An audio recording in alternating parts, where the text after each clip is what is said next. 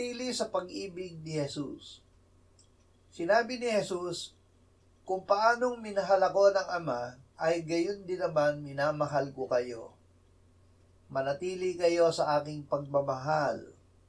Kung tinutupad ninyo ang aking mga utos, ay mananatili kayo sa aking pag-ibig, gaya ng aking pagtupad sa mga utos ng aking Ama, at ako'y nananatili sa kanyang pag-ibig.